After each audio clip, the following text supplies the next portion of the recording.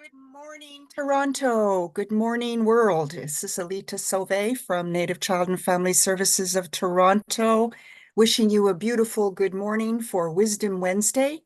I especially extend greetings to the Toronto urban Indigenous community and hope that you're enjoying the Thunderbirds that came to visit all day yesterday and through the night, announcing that spring is coming.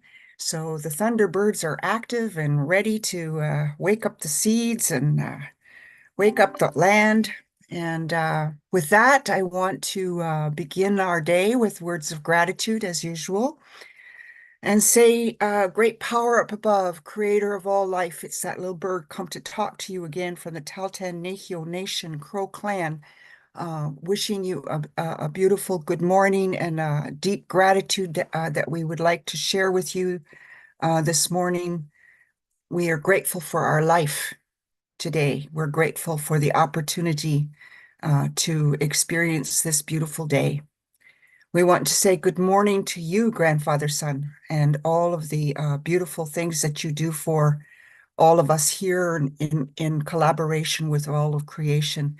We're grateful for the fire that you provide, the fire of life that burns inside of us, and the fire of life that burns inside of our Mother, the Earth, and the way in which you warm the Earth so that we can have life here.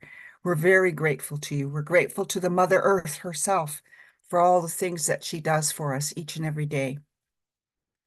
We're grateful for the way in which she provides for us companionship here upon this Mother Earth in the form of all of our relations, those ones that crawl on the earth and under the earth. We say good morning to each and every one of you. We also say thank you for doing all the work that you do to ensure the balance that we have here in this life. We extend that same gratitude for the same purposes to those ones that live in the waters, those ones that walk on four legs and those ones that walk on two legs and those ones that have wings. We're grateful for everything that you do in this balance of life here upon this Mother Earth and the way that in which you share your life with us, human beings, and the way that you teach us, the way in which you teach us about what it means to be a good human being. We're also very grateful this morning to the standing ones for making oxygen for us and for the rock people that hold our history and language. We extend our greetings and gratitude to the Grandmother Moon and thank you for all the different faces that you show us in your phases of reflection upon this Mother Earth. And we're grateful for the way in which you govern all the waters of the earth too, especially the birth waters of all living beings.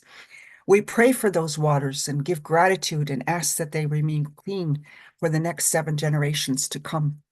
We also extend our greeting and gratitude to the four winds that carry up our words at this time to Father Sky and beyond. We're grateful for the four winds and for the breath of life that we have.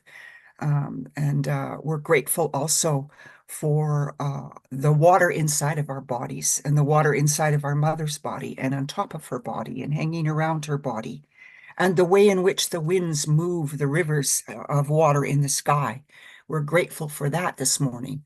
We're grateful also at this time to Father Sky and we thank you for your protection of all of us upon this beautiful Mother Earth. We extend our greeting and gratitude to the star nations and thank you for lighting up the night sky for us. We also extend our greeting and gratitude to the Northern Lights and to the four sacred Thunderbirds of the four directions. We welcome you, sacred Thunderbirds. We welcome the sound of you and the light that you make in the sky. We're grateful that you showed yourself yesterday and through the nighttime. And we also at this time extend our greeting and gratitude to the ancestors of this land that I sit upon here. And also we give greeting and gratitude for the land and the ancestors of all of the people who are watching this live stream this morning, wherever they are sitting. We especially want to give our deepest gratitude for all the sacrifices that our ancestors have made. We thank you for your the ways in which you have prepared a way for us, the ways in which you have kept the language, our culture, our songs, our dances, our ceremonies, uh, the way in which you kept them alive so that we might have something solid to build a life upon, ways in which to ensure that our children have all the rites of passage that they deserve as human beings. We're grateful for that. We're grateful also for all the old ones that still walk amongst us and who take care of prayers and ceremonies and um, all of the different bundles and lodges that are found across Turtle Island. We're grateful to you for that and say good morning to you. Thank you. We also want to give our deepest gratitude and say good morning to our youth and to our children. We say to you, we are doing the best that we can to prepare a way for you. Um, Great power up above, please hear our gratitude for the gifts of our children. And we ask that you continue to guide and protect our children and youth wherever they go, whatever they do as they walk upon this Mother Earth. We give thanks for our children, our grandchildren, and our great-grandchildren, and our nieces and nephews. We ask you to guide our minds and hearts so that we can make the right decisions and interact and engage with our children in ways that are useful and helpful and loving. Please continue to help us to do that in a good way. We're thinking also, great power up above, creator of all life. We're thinking about the children who are in war-torn countries at this time and their parents and their extended family and relatives, and ask you to guide the minds and hearts of all us human beings to find solutions and resolutions to conflict so that the suffering from war can cease upon this Mother Earth.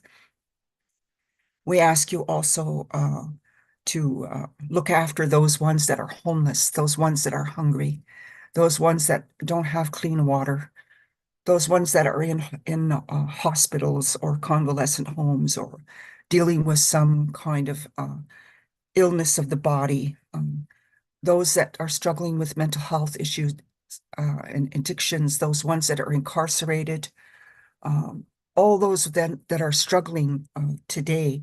I ask you in some way or another that you prepare a way for them so that they might find relief from whatever kind of difficulty they might be experiencing at this time. We ask you in a good, kind way. And if I forgot anything, I ask you to look in the minds and hearts of all the people who are watching this live stream on YouTube today and take care of their thoughts and concerns, their prayers that they might be offering at this time. And with that, I say thank you, great mystery, great power up above, creator of all life. Thank you for everything, all the blessings that you provide to us each and every day in this life. And say, made it show, made it show, made it show, made it show. Big thank you and all my relations.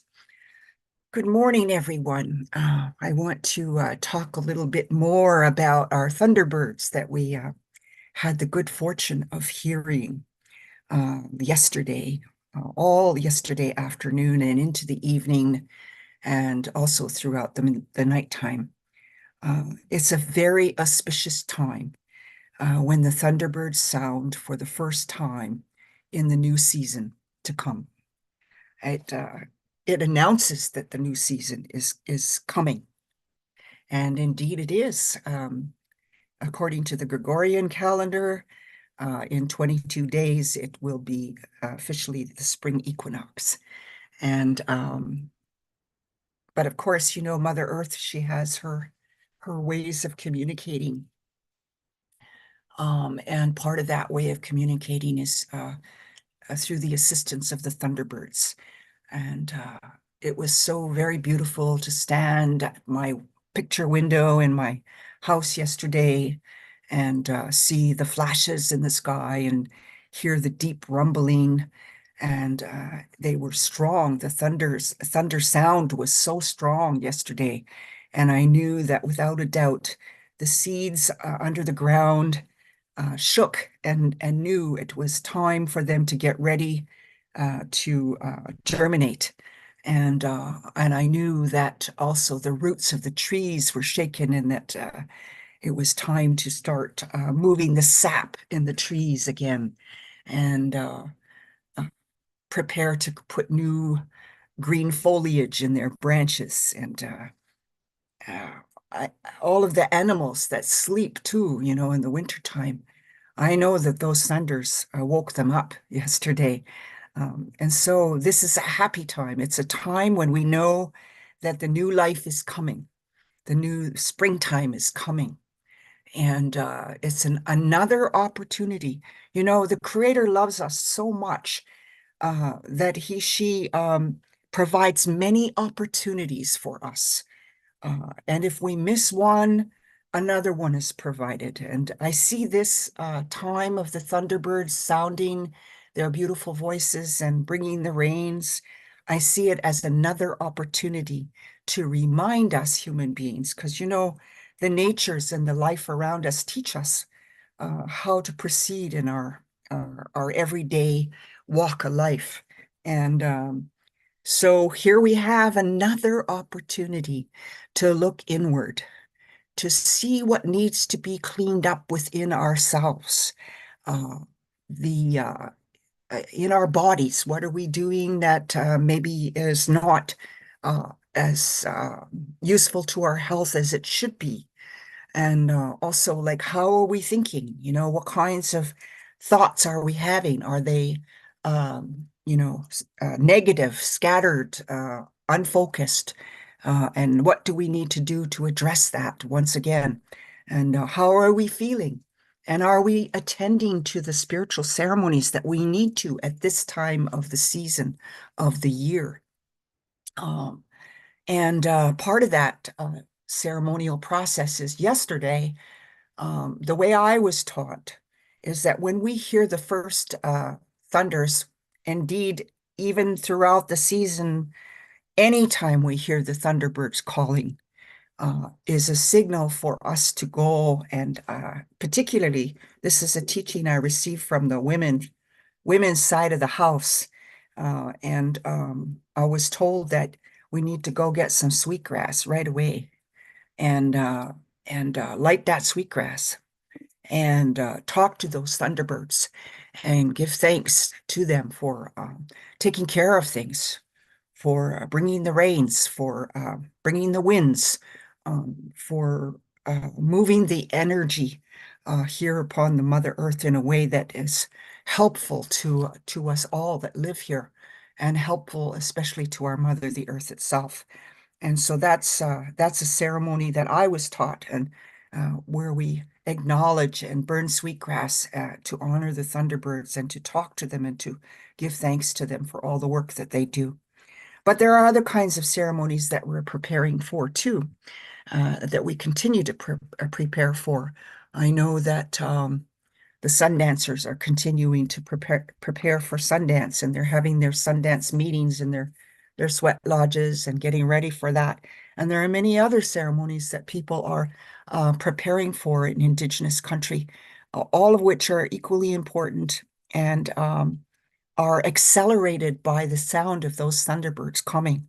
Um, it's like it's kind of like mm, a trumpet call, if you will, to let us know we need to keep going and be focused uh, because the new season is coming, the new season of spring. It'll be time for planting soon. The time of busyness is coming, and the time of which will be followed by the fast growth and then the harvest. And all the while we have to take care of those things, and we also have to get ready for the fall and winter at the same time. So we're headed for some very busy times. And that reminds me because, the more I engage with people, the more I'm discovering that this time of year has created for many people uh, major shifts and changes. And so I encourage you, if you are experiencing that at this time, not to be dismayed, because this is the time of the season when those things do occur. And there's lots of shifts and changes going on, and we will be required to stay focused so that we might be able to meet those changes in a good way, in a kind way, in a calm way, which can be difficult sometimes, because sometimes there are changes that we weren't anticipating at all, some that we were planning, but the plans are going sideways. Either case, it still requires us to remember our ceremonies, remember our prayers, remember to stay uh, calm and focused through the process. Um, and why would we do all that? Not only because it's good for us personally, but most of all because our children are watching how we handle these things. And if we get all somehow about something, then that's how they think human beings are supposed to react to change, is to get all somehow about it. But if we meet it with calm, if we meet it with prayer, if we meet it with ceremony, they watch that too.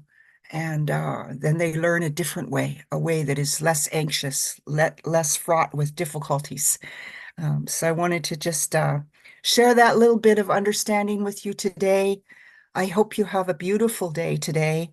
I hope that whatever you do is successful, and that you take some time for yourself to give thanks for all of that you have in your life. And with that, I say I'll see you next week for another session of Wisdom Wednesday here at Native Child and Family Services of Toronto. Take care of yourself. See you.